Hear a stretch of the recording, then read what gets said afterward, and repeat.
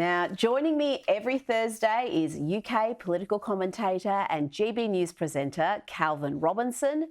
Calvin, well, much like in Australia today, people smugglers and asylum seekers is the hot topic in the UK. Boris Johnson is set to address the migrant crisis in a speech after it was revealed that illegal immigrants crossing the channel will be flown to Rwanda to have their asylum claims processed. You're finally following the Australian model, Calvin. It's about time, isn't it, Rita? For so long, we've had illegal immigrants, and I emphasise the word illegal there, crossing over the channel from France, from a very safe country in a very safe continent, over to the United Kingdom, entering our country legally. And now we've said, actually, we're going to stop it. We're going to cut it down. Thank goodness, because this is what the British people have been clamouring for a long time, and now the government have finally found somewhat of a solution. They're going to process these illegal immigrants offshore. So they're going to ship them off to Rwanda to be processed there. And I think that's helpful for lots of reasons. But one of them is it's going to be less of an attractive offer. People just assume they can get it in a dinghy, get across the channel, and they're going to be put up in a fancy, expensive hotel, given loads of benefits. And this has been the case for a long time. So that's going to be cut down, thankfully. And that means that our NHS will not be overwhelmed, our schools will not be overwhelmed, our courts will not be overwhelmed, and our housing system won't be as overwhelmed because we'll have less illegal immigrants crossing over. This is a very, very good news for Great Britain. Well, this issue is one the electorate cares deeply about, both here in Australia or in the UK. How many migrants are reaching the UK illegally? And is this offshore processing model going to be enough to deter them from coming? Absolutely. So I don't have the exact number, but it's increasing every day. And what we're seeing is we're actually helping them cross over. Our lifeguard service are picking people up in the channel and shipping them over to the UK rather than returning them to France. I think what you guys do in Australia is far better in saying, no, you've got your ships out there saying, no, you will not cross. This is a no-go zone. Our borders are not open. It's a government's number one priority to protect the national interest of the country. And that means protecting the borders. And what we're seeing is lots of actually very young men coming over. It's not families, it's not women, it's not children. It's young men coming over as economic migrants because they know they have a better situation over here, they have better benefits over here, and they don't have to do anything for them. Well, the push for critical race theory in our schools and universities is nothing new, but there's one subject that you'd think would be safe, something that's completely objective, but no longer. Mathematics is also being infected with CRT. The Department of Mathematics Sciences at Durham University has put out a new guide on decolonisation, which urges staff to essentially racialise maths and to treat race as a key consideration when compiling course materials and when teaching students. I mean, this can't end well, can it, Calvin? No, it cannot end well. This was predicted once again in the novel 1984 when they say 2 + 2 = 5. This is the path we're going down. It's taking our pursuit of knowledge, our pursuit of a universal truth, it's taking that, disregarding it and saying that actually the objective is now subjective. You can claim your own truth. And this goes along with a statement of, this is my truth. And what they're saying is they're going to decolonize maths as if maths is somehow colonized.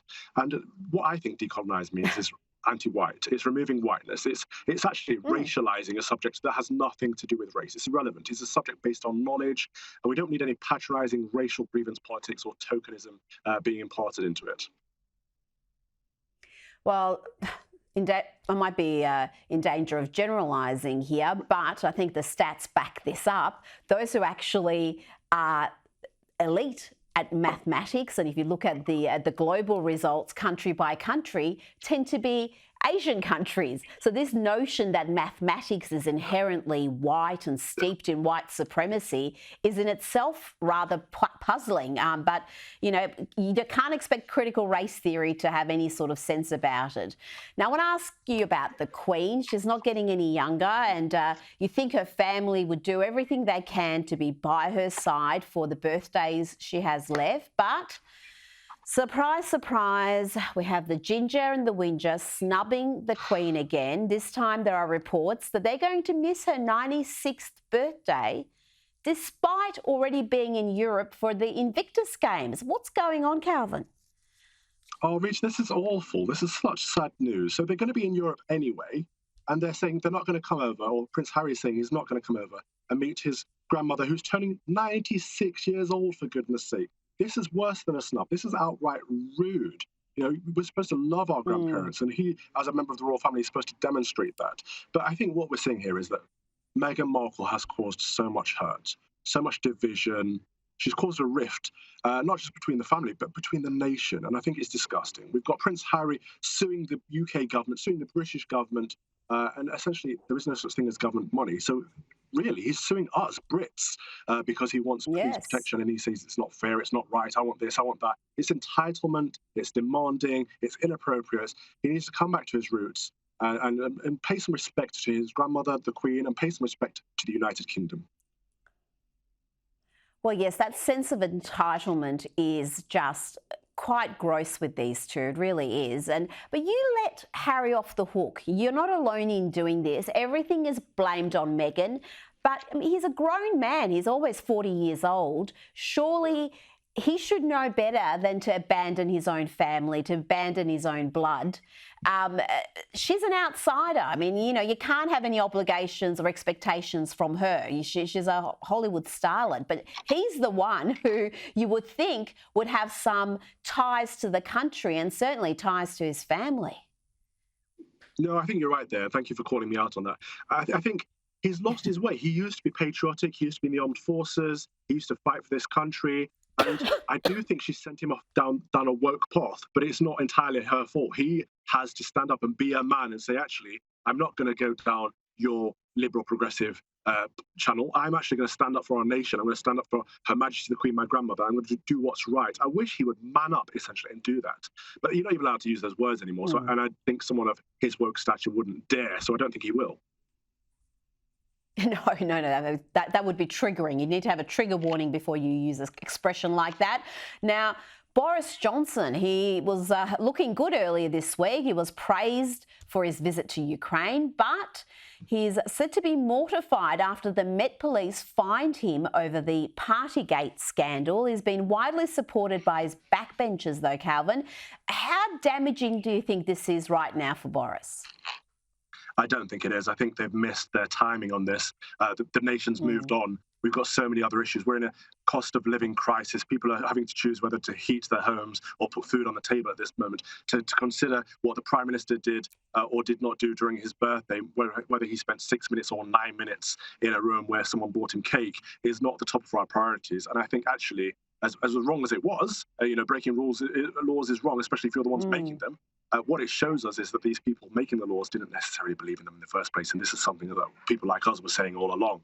But of course, Boris Johnson is made of Teflon. Nothing sticks to him. So I think if anyone can bounce back from this, it will be him. He's working on immigration, as we've discussed already. He's got Brexit done. He's standing up for British culture finally by saying things like, a woman is an adult human female, when other politicians daren't even touch the subject.